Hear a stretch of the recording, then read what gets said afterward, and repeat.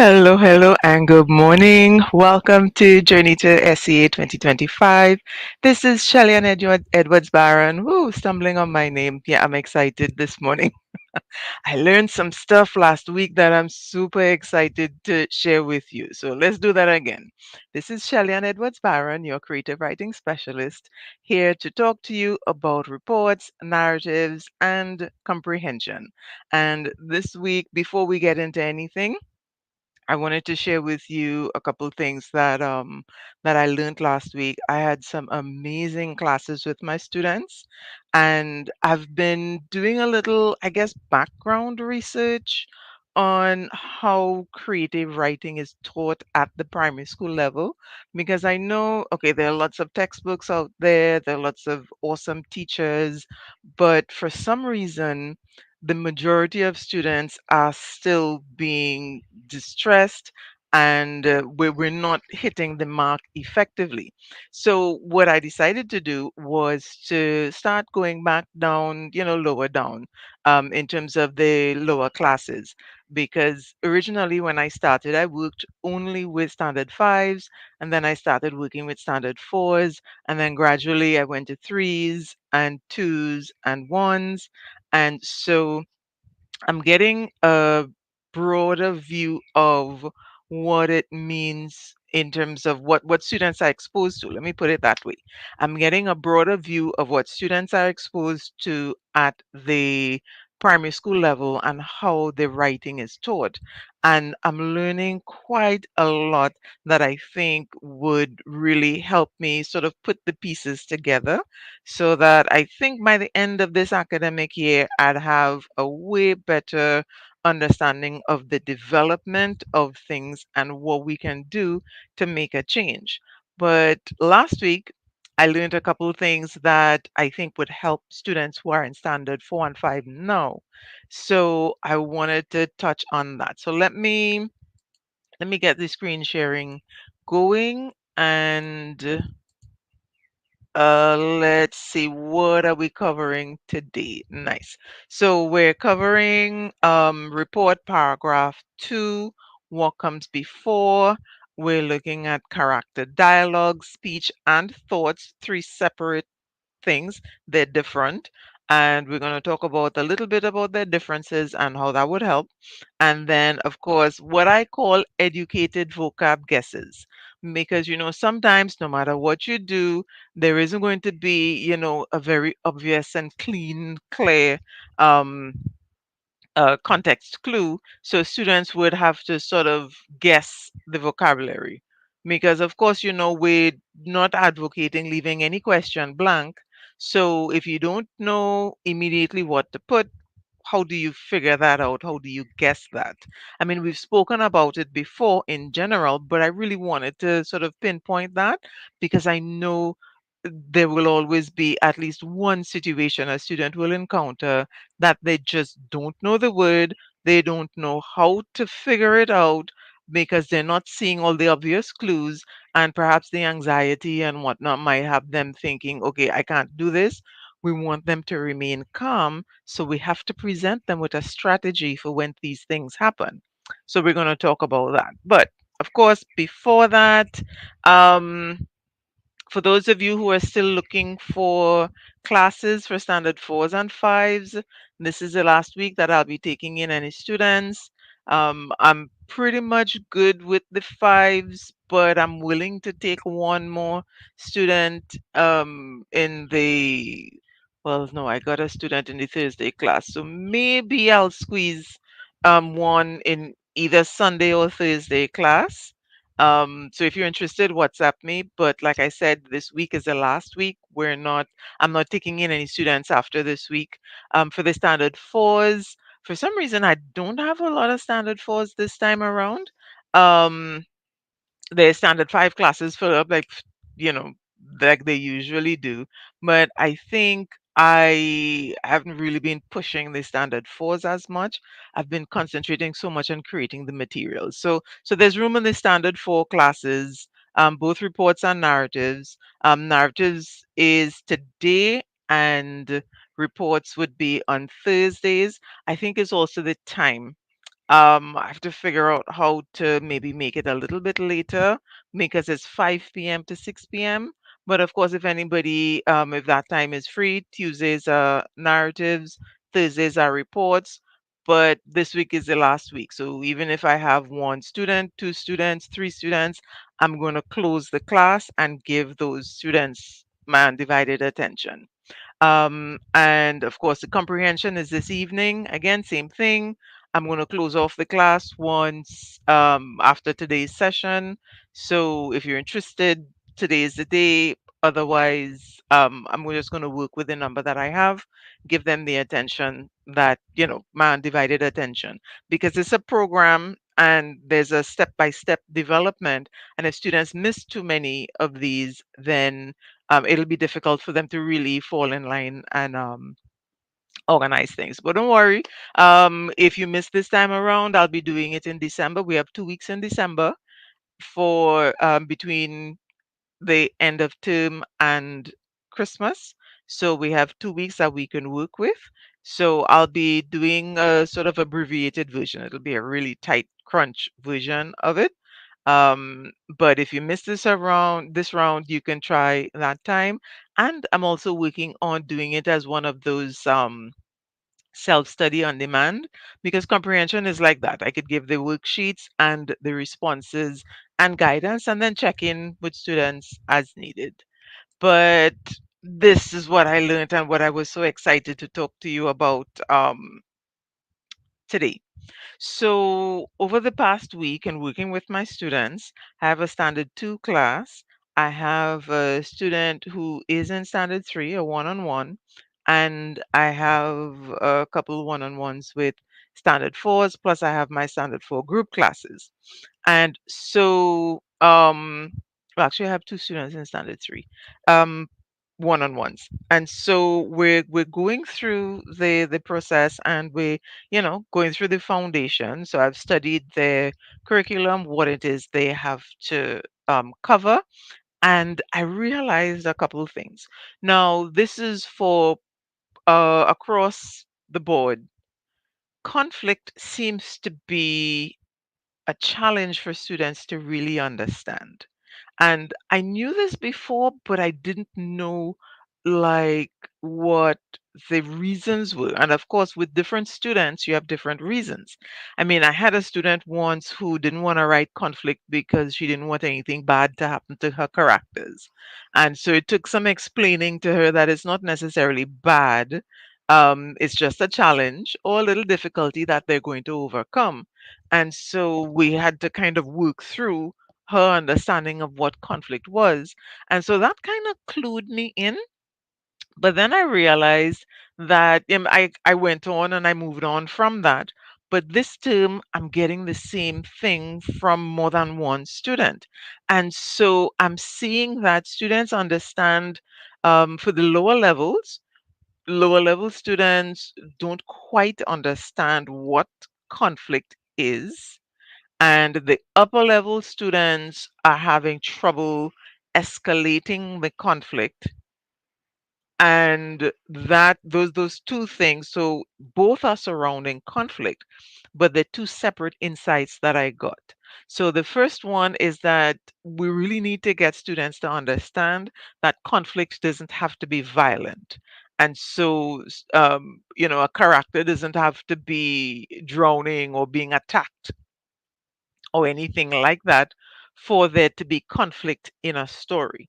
So, really studying conflict is important. And yes, we talk about the different types of conflict, but we can't talk about that in a vacuum. We have to talk about the different type of conflicts in the context of stories. So, for example, we're accustomed to talking with students about like, being attacked by a dog, or, falling into a ditch, or I even had, like, this is a couple years ago. I haven't seen any like these recently, and thank goodness.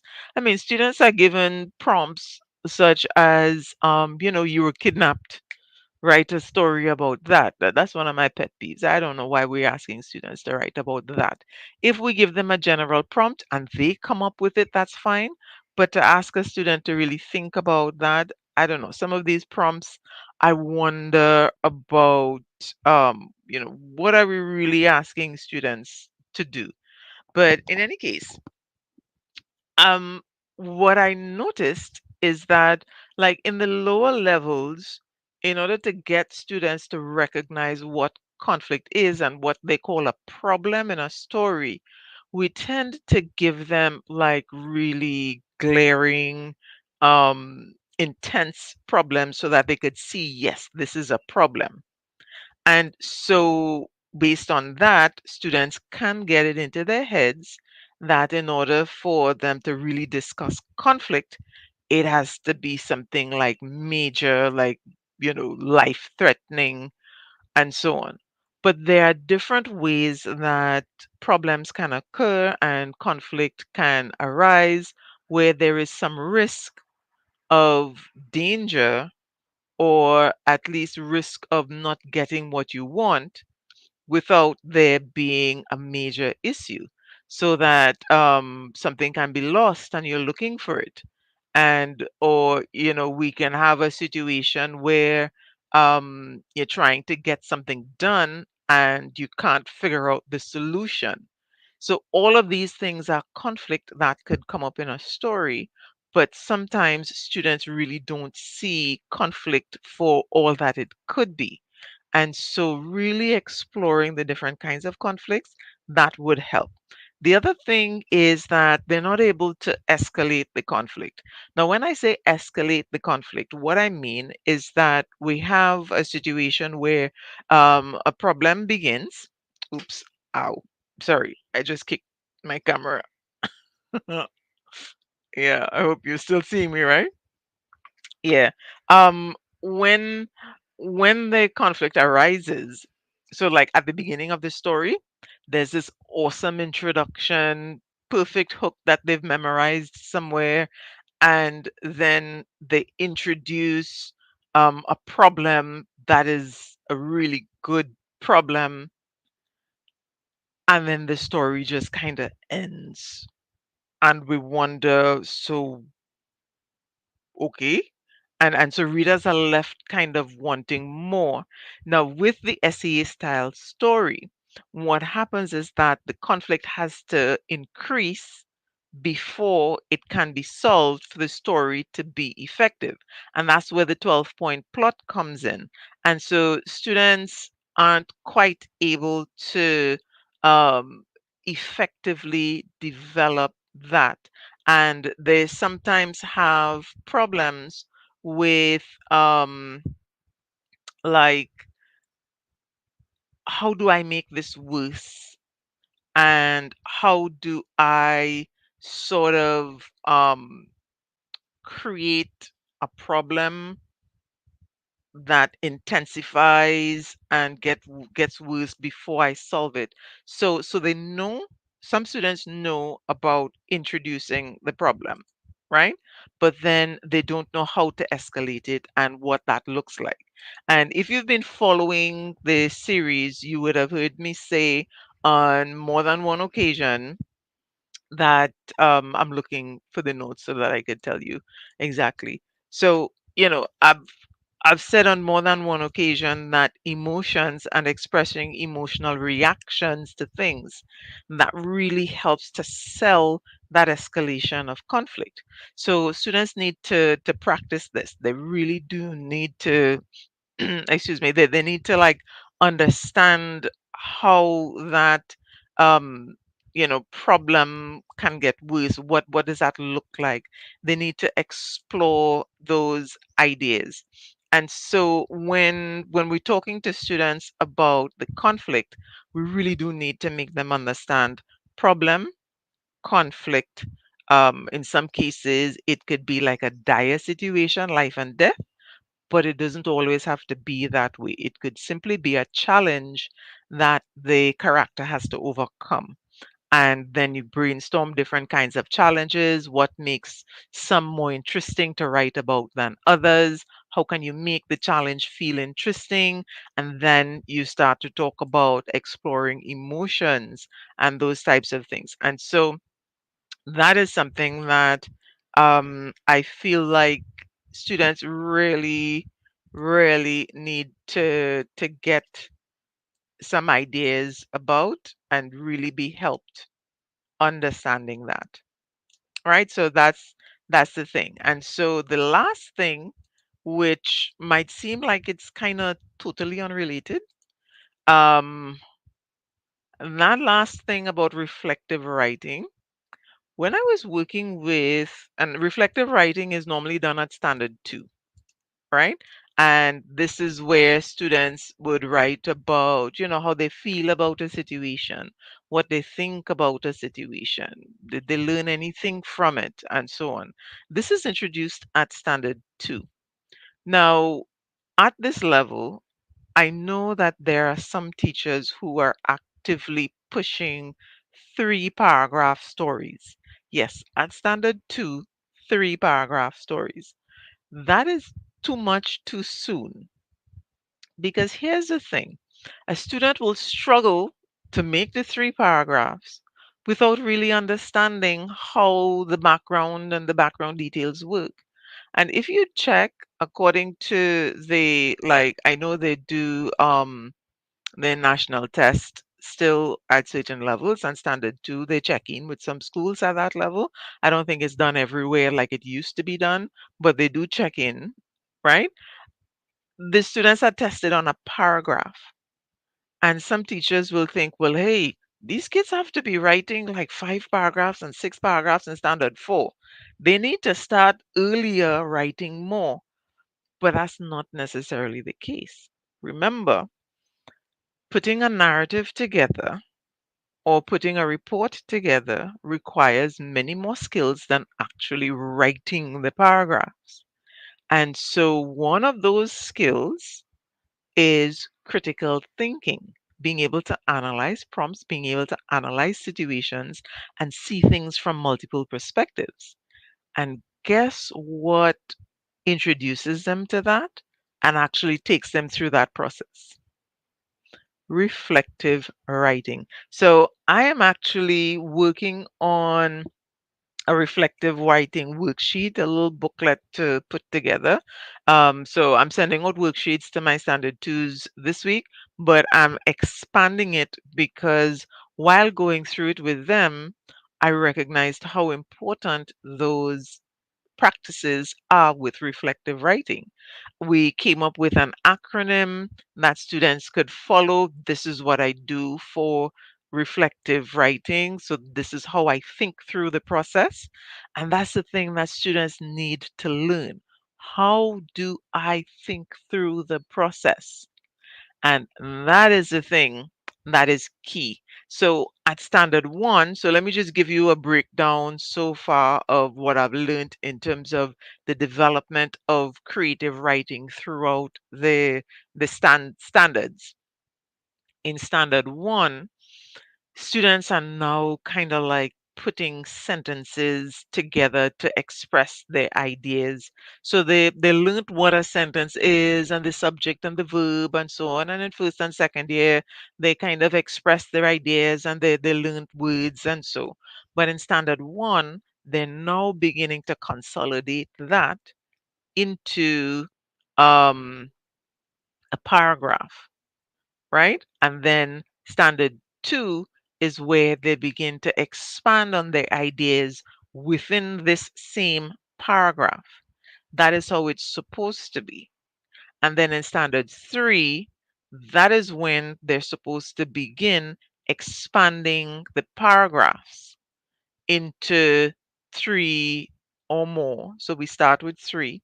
And then in standard four, after they've explored the three paragraph story or report in standard three, in standard four is where they would expand on that further because they have that solid foundation of this critical thinking and processing. They have the foundation. Then in standard 4 is where they begin to expand. And then standard 5 is where they practice and they do exam drills.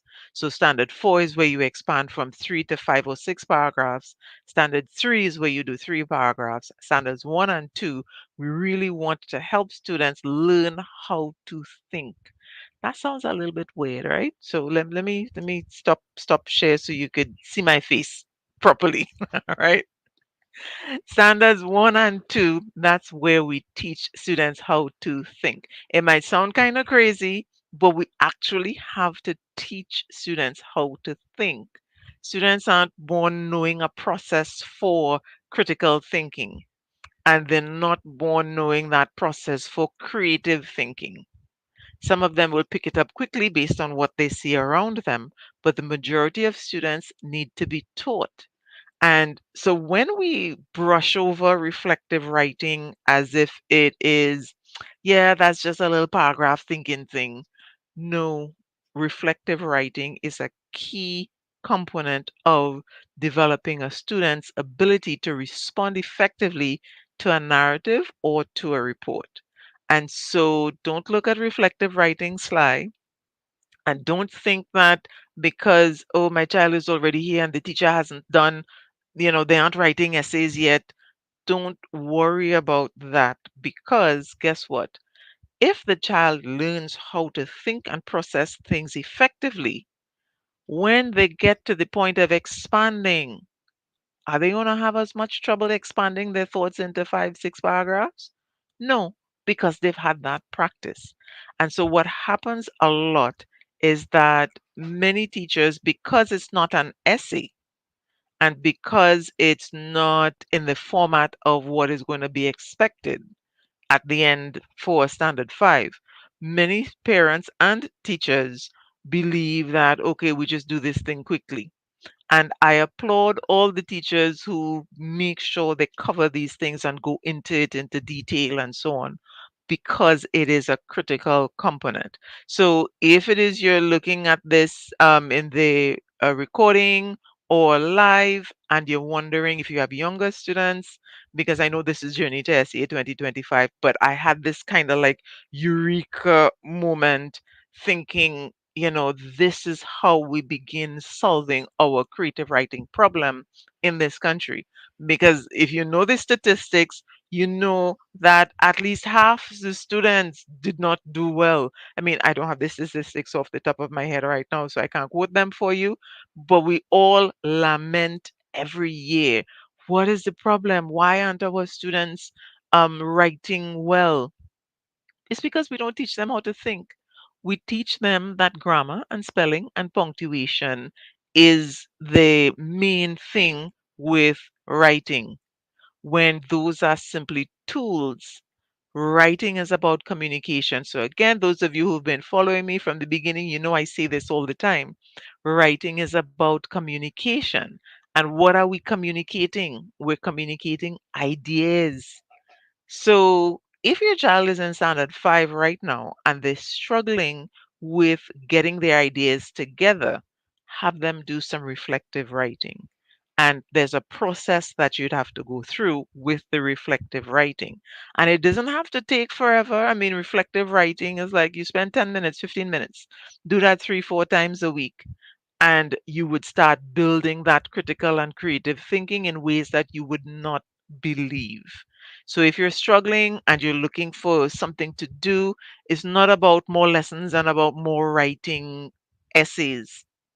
If you have a really good teacher and they give you the right kind of feedback, yes, that's going to help.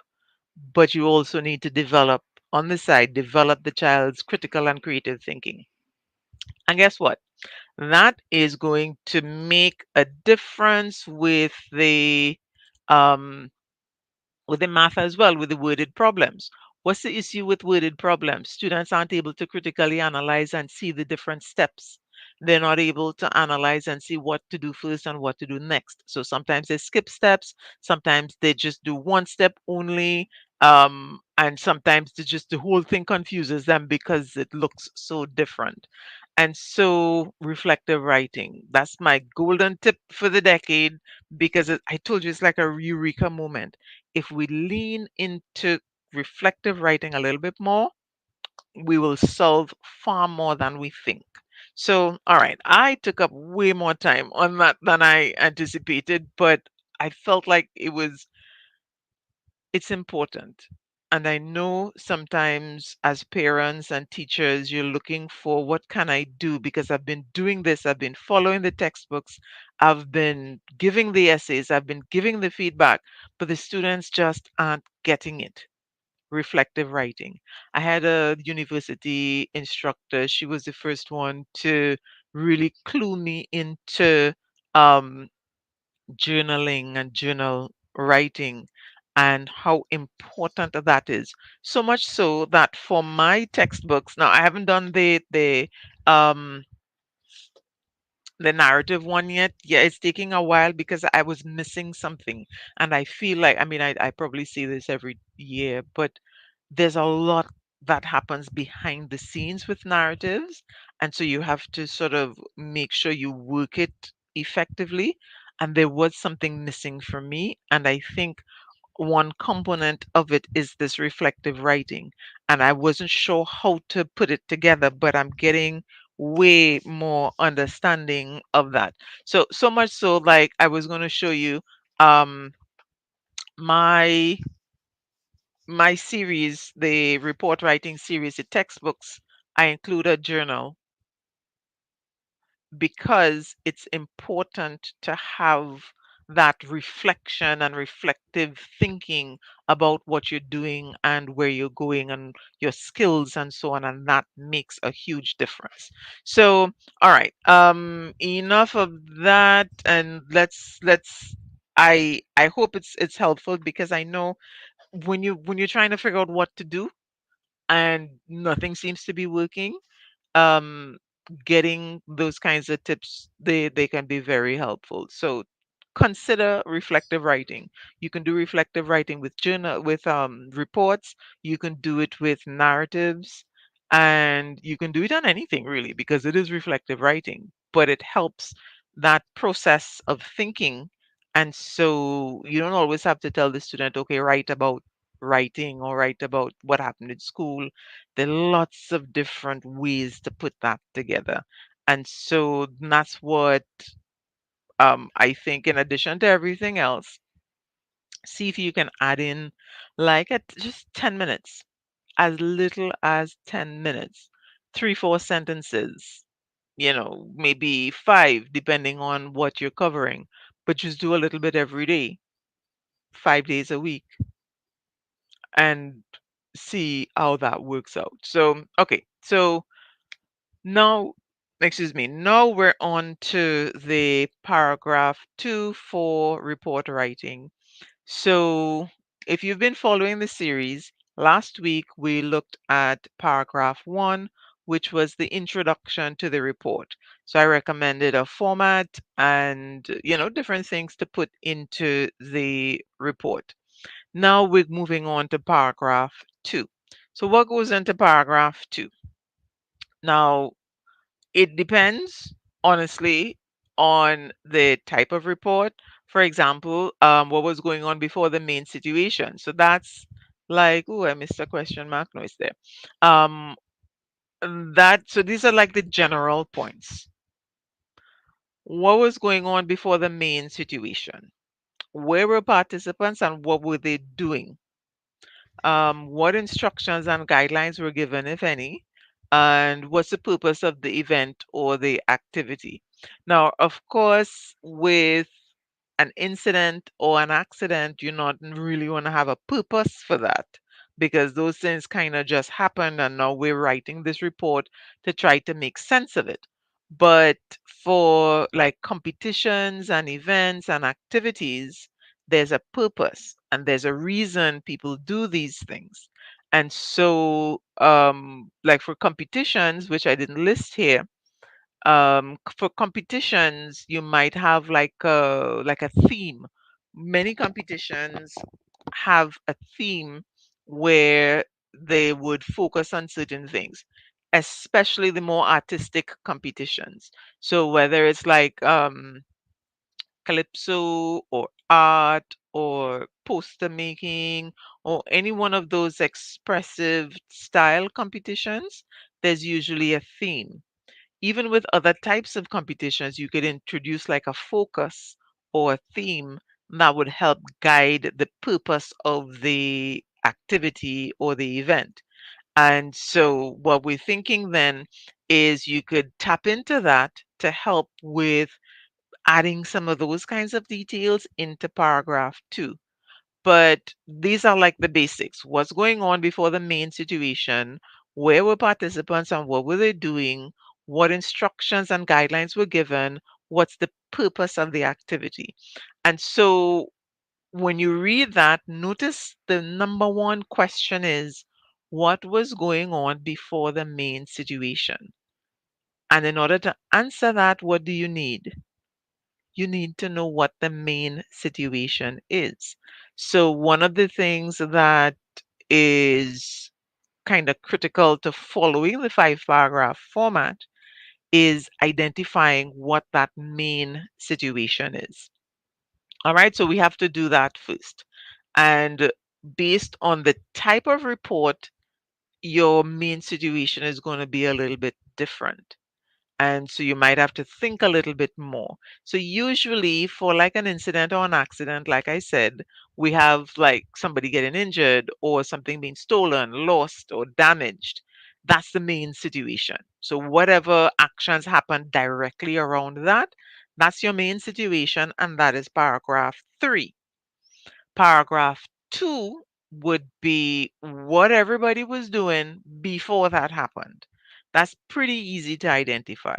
But when you think about like a competition or an event or an activity where you have like a series of actions, then you realize, wait, okay, what is the main situation in the concert?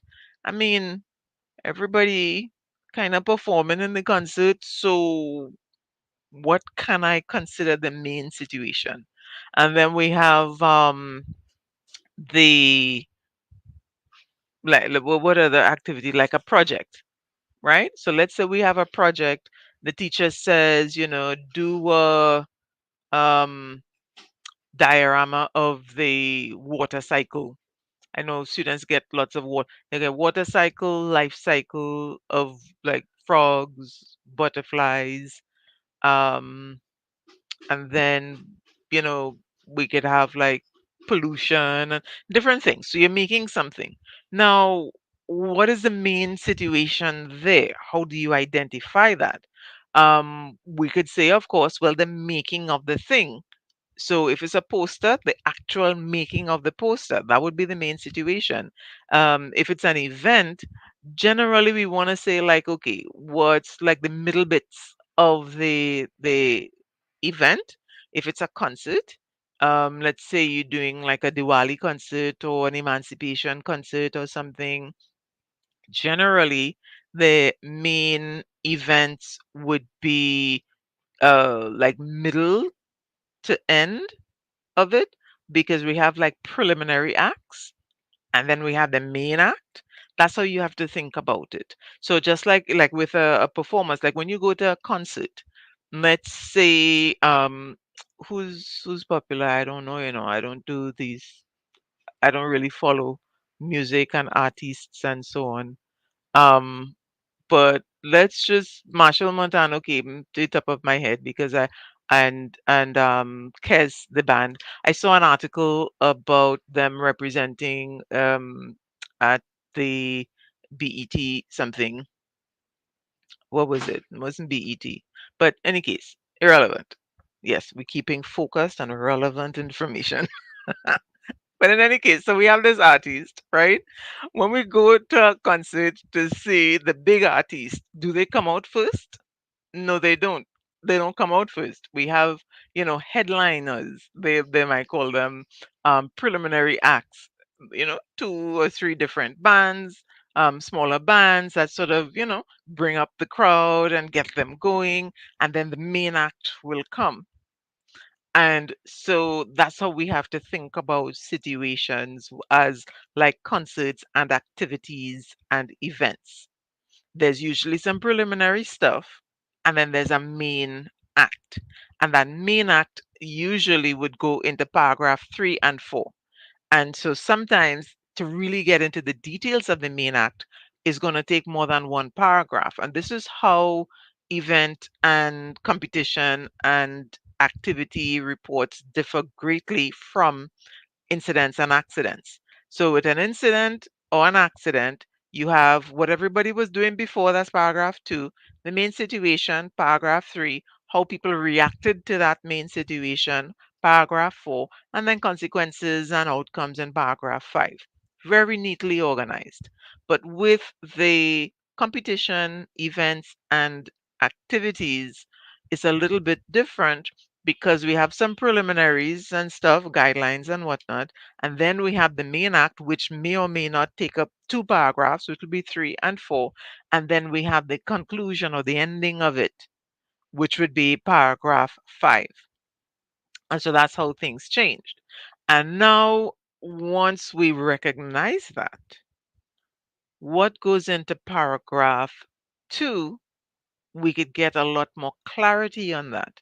And so for the activities and competitions and so on, we look at introducing purpose. What is the purpose of the situation? So it's an emancipation concert, yes, but what is the theme of the concert? It's a Christmas concert, yes, but what is the theme of the concert? It is a competition, yes, but what are the guidelines? What is the focus? So is this like school sports? Then that's more kind of like an event because there's lots of things happening. If it's like if it's a calypso competition, there might be a theme that the participants have to create their music and songs around. If it's a poster writing, poster creation, there's a theme that they have to use. So there'd be guidelines and directions for that. Um, if it's an activity in class, create a representation of the life cycle of the butterfly, for example. Then what's the focus? Life cycle. So what are my guidelines? Can I use any materials? Does it have to be like something I can touch? Do I stick it on a wall? Does it have to be a poster itself? What exactly am I doing and why am I doing it? I'm doing this to learn more about the process of reproduction for butterflies, the life cycle. We have the egg and the larva, and the caterpillar gets into pupa and all those things. And so there's guidelines, right? That is what we put into paragraph 2. So students need to understand that. And so, and just sorry, one more point about the reflective writing. When students go through reflective writing, they learn how to analyze situations. And so they understand beginning, middle, end. And that is what's going to help them here recognize what that main situation is and where you could begin and what readers need to know before that. And so, yeah, just a little plug. I'm sorry I'm not finished with my worksheets yet because I would love to share them with you, but I got the insight last week and it's taking me some time. I was sick last week as well. That was a whole horrible separate story. Um, but you understand what I mean about the different sections and the different parts of it, right? So here's what you're doing this week for reports. You want to differentiate situations, all right? So students must, and this goes back to recognizing types of reports. So you see how everything is connected. Students must be able to understand when they read a prompt, what type of report it is they are responding to. What kind of report do they have to produce? Once they can recognize that and they know, okay, this is incident, accident, they know what to do, what would go into paragraph 2. If it's an event, which are the ones that students tend to have a little bit more challenges with, and these are the ones, of course, that I think you should put a little more attention to. So you could do like one incident um, or an accident because they're very similar, and then maybe do an activity and an event. So you're practicing at least 3 reports each time you sit with this. And so you want to differentiate the situation. So get the prompts, you go back to this concept of reviewing prompts and discussing, okay, what goes before. So session one, session two, we're brainstorming paragraph two. What happens at the beginning of these things? Get students to brainstorm, make the notes. And then finally, once you have the time, if the student gets to the understanding, then you complete the full report. If they don't quite get the understanding after session two, add in a fourth session because you really should be writing every week. Standard 5 students, yeah, they should be writing every week. So we want to do that brainstorming. And of course, so I have the 5 reports challenge with which gives you many different prompts to work with and some processes and whatnot. But if you want to just do that quick planning to get them thinking about what goes into each of the paragraphs, not just the paragraph two, this one has 25 worksheets to do the planning. I think, let's see, 3, 5. So there are 15 full worksheets and 15 and 10 shorter worksheets because we want to get students to move from writing out like a full detail all the way to doing quick notes. We want to get them making, so they start writing everything out and then they gradually move to working it out in their head and making quick notes. So we have that sort of part of that process here in these worksheets. So it's not a lot. I recommend if you don't already have the two, I would say get both because this one has, let's see, six threes are 18 prompts, and then this one would have 25. So if you're looking for prompts, then between these two, you have like over 40 prompts right there that you could work with, right? And so, okay, so that's it for the reports. Let's move on to narratives and narrative writing as it pertains to dialogue, speech, and thoughts. Now, these aren't the same. And again, if you've been following the series, earlier we have spoken about dialogue before. So this is kind of a review, recap, and we're applying information at this point because students should already have an idea of what dialogue is. Now, they may know, well, okay, the character can think out loud, um, and they might know that characters can think. But then, how do we work all of these into a story? And that's what we're talking about today with narrative writing, dialogue, speech, and thoughts. So, what's the first thing? Dialogue is when characters have a chat. Characters can also think out loud, and characters can think to themselves. Now, there is such a thing as too much dialogue. So, students need dialogue, but there is actually such a thing as too much dialogue. And so, with the too much dialogue, what can happen is that students focus more on what is being said and not enough on the action. Remember, this is flash fiction, SEA style narrative that requires, this is an exam. So examiners are expecting to see a variety of skills.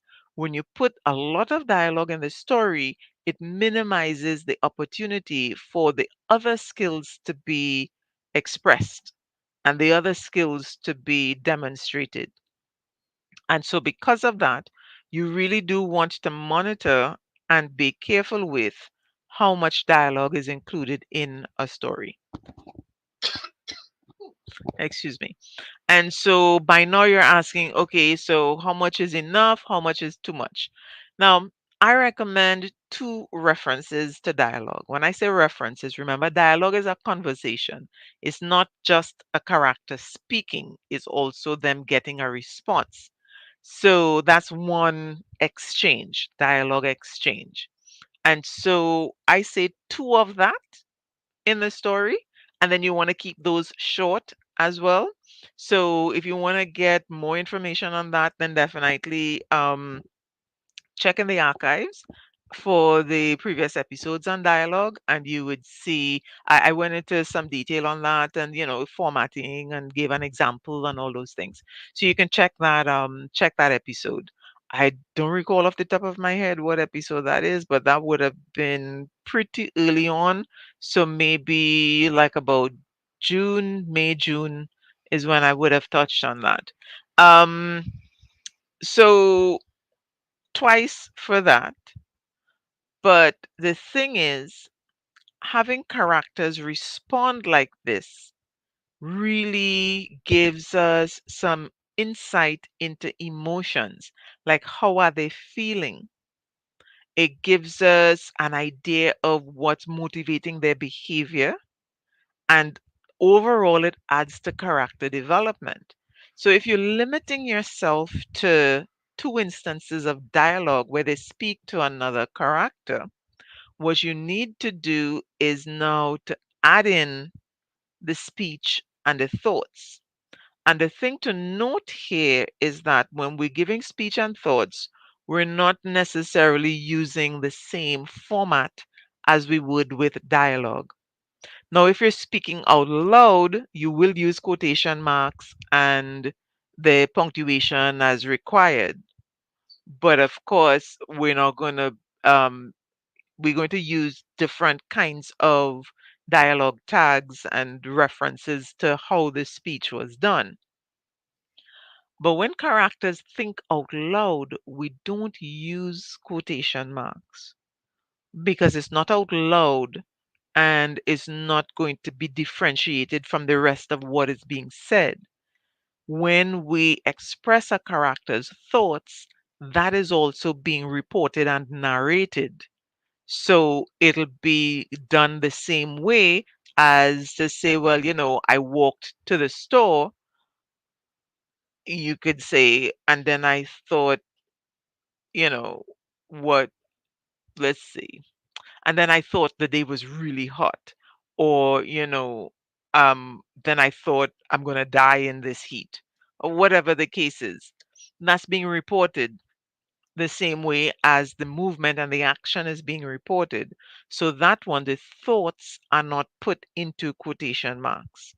Speech out loud, once it's verbally said out loud, then you want to use the quotation marks. So speech and dialogue, you use the quotation marks, but with the thoughts, no quotation marks. But the recommendation, though, is that we want to have at least one speaking out loud, one thought, well, actually, I would say two thoughts, two thoughts and two references to dialogue. The speaking out loud, I don't think it is as impactful as the thoughts. So that's why I say just the one. And then, of course, this has to be spread out throughout the story. So if you are following the 12-point plot development, then you can have some speech or thoughts in the context, in the reaction to the complication. I would use maybe dialogue there, and then reaction to increase, maybe some speech or a thought again. And then when the problem is like at the height, the biggest problem, you might want to use dialogue there, or thoughts um, in reaction to the climax. You can have some speech or thoughts there too. During the climax, depending on what's happening, you might want to throw in some thoughts there. So there are lots of different places where you can add in these things. And what that does is that it contributes to the emotional insight, which, as we mentioned before, helps with understanding the escalation of conflict. Because, of course, if you have a small problem, you have a small reaction. If you have a big problem, you have a more intense reaction. And so that's how that's going to work. Yeah. So definitely include speech and thoughts, which is different from the dialogue. And so these are the things that I practice with my students. So we go through, they practice, I show them how to do it, model it for them, they practice, I give them feedback and explain, what to put where and what works better. And so we have that conversation for their writing. So they develop the skills in that way. And that's something that you could work on as well. So you want to explore thoughts and expressions. And again, yeah, just reflective writing, right? So you guys see how important this reflective writing thing is and why I was so excited and like mind blown. It's like, so this is what we need more of. And this is the one thing that people don't generally like to do, but this is what we need more of because the reflective writing helps with all of this. And then we want to practice writing the dialogue, thoughts, and speech so they can get the format correct. And then we want to write a complete narrative that includes some of these things. All right. And so what we're aiming for is at least two thoughts, no more than two dialogue, and average one speech. So you can do one or two, but you want to average at least one. I would say no more than two, because then it will get too saturated. So we want to be able to express and demonstrate other skills. So we need to leave room for that. But aim for two situations that include dialogue, two situations that include thoughts or thinking in their own minds, and one situation that includes something that is said out loud. And it doesn't always have to be the same character doing all of this. Different characters can do it too. Um, but that's something that you want to pay attention to. All right. And so I think that is it for the narratives. Is there anything else I want to say about the dialogue? I'm checking my notes to make sure. Yeah. Ta,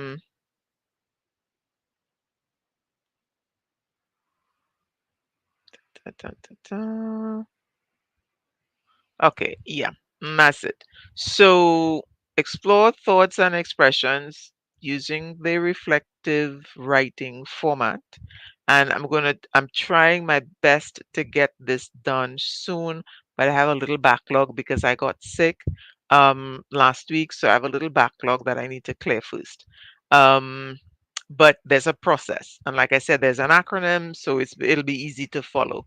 Um, then we want to practice and then the narratives. Nice. I keep stressing on using, oh, this isn't as clear as I was hoping, but I keep stressing on using the 12-point plot. And I think many people believe that, okay, that's just about plot. But you've noticed that every time I speak about any other aspect of writing, I always mention going back to that diagram and where you could place it on the diagram. So fully understanding this 12-point plot allows students to be able to view their story like a timeline, and then they could pinpoint, here is where I could put something, there's where I could put it. And so it makes it easier to discuss it with them and for them to understand their story. And then when they write, they can stretch their writing over this diagram and see where the parts of the story are and if they've covered everything. So even when we talk about character description, we'll talk about what aspect of the 12 point they can put that in. When we go back to setting, we'll talk about parts of the 12 point that the setting descriptions can go. So creative writing, especially when it comes to narratives, I know many people look at it as being ultra creative and it has to flow and so on. There's actually a formula that you can follow. And it's not a formula as in memorize these lines and regurgitate them. It's a formula of this is what you can put where, and you can come up with your own ideas and plug it in and come up with a decent story. Now, of course, those who have a little extra flair with the vocabulary and whatnot would have more interesting details to add. But even if they don't follow the formula, they will have lots of awesome details that will not work together as well as they could have if they don't have that formula, which is that plot. So if it is your child is struggling with that, getting the poster, the flashcards, and some background explanations, that would really help. And of course, with the 7 stories, you have 7 sample stories and prompts that you could work with, and so on. I am also working on some stuff. That's why I put this here. I'm working on the reflective writing worksheet, but of course that's not just for narratives, it also refers to reports. But I'm also working on 25 narrative plotting worksheets where you can practice going through the plot to really understand it. So there are a few in this, and definitely examples that we go through. But once you've done this, what's next? The plotting worksheets, which will be ready soon. All right. Um, it's already 12, but we still have the comprehension to do. Just checking through. Right. So we still have the comprehension to do, but this is going to be pretty quick because, again, we've been talking about this for a while, but I wanted to sort of bring some insight into things because vocabulary is one of the areas that students can pick up quick marks or they could lose marks really easily. I've seen students leave vocabulary questions blank. This is not something you want to do. Well, miss, I don't know the answer to that, and they just leave it. But you don't want to leave any question blank. The SEA exam is not an exam where if you put a wrong answer, marks are deducted.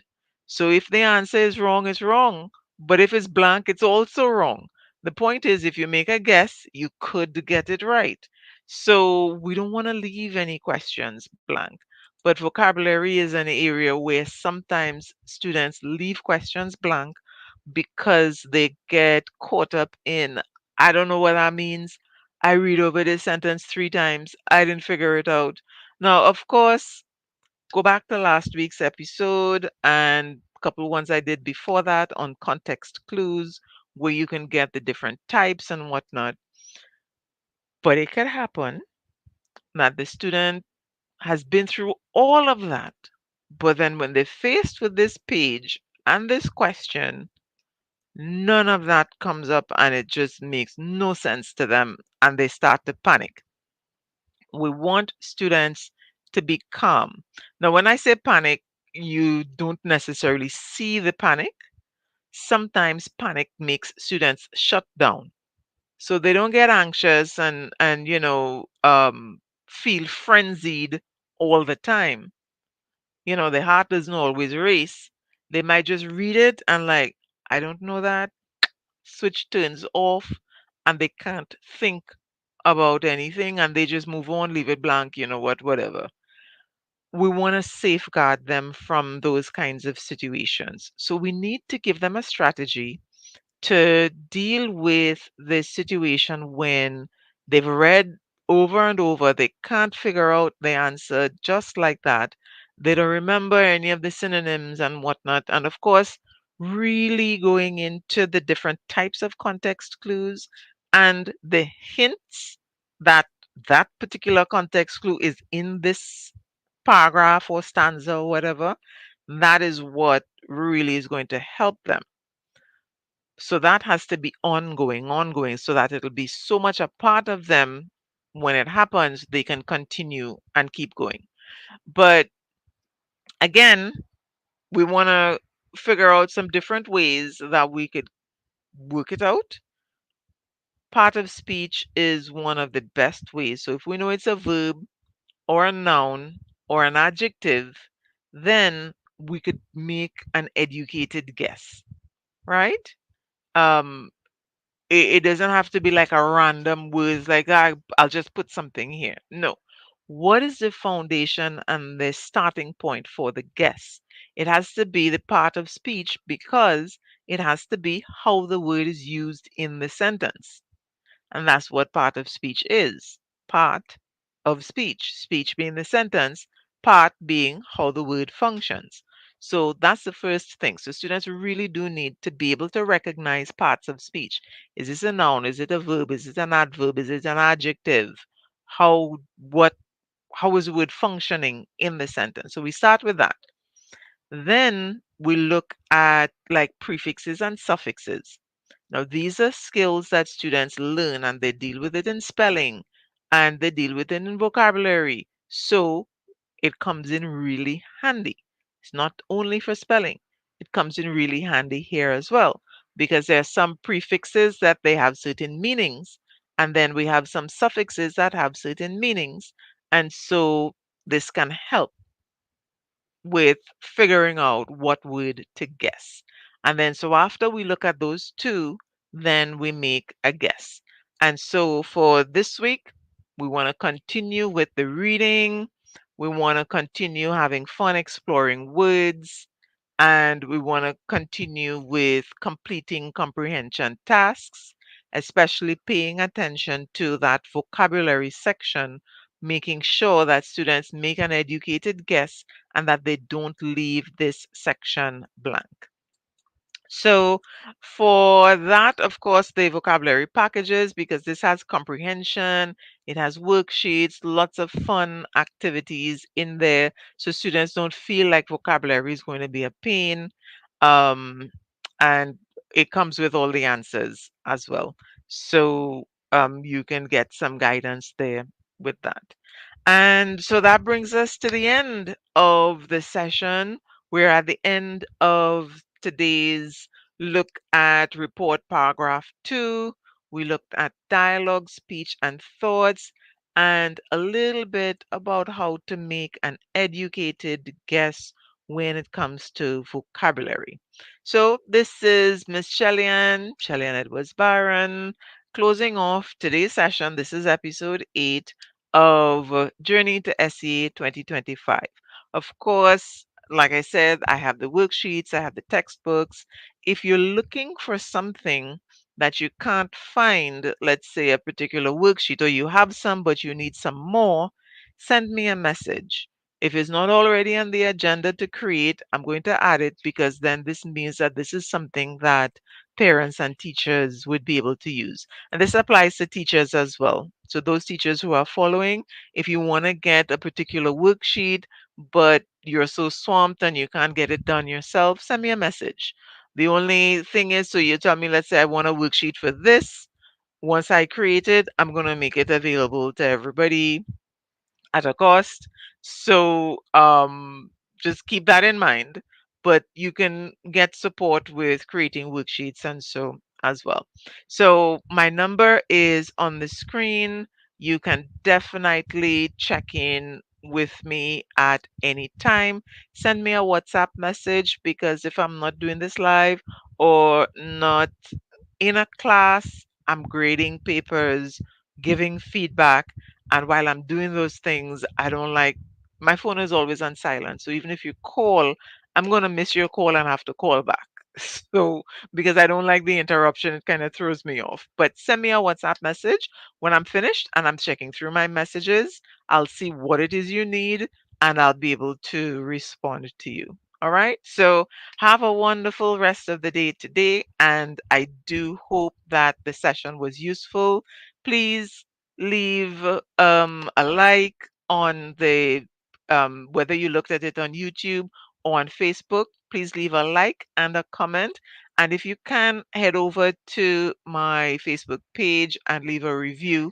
You could leave a review on YouTube as well because it helps others to know what was useful and whether it was really helpful so they would know if it's worth their time. All right. So thank you again. Have a wonderful rest of today. And I'll see you next week at 11 ish. Right. Take care, everybody.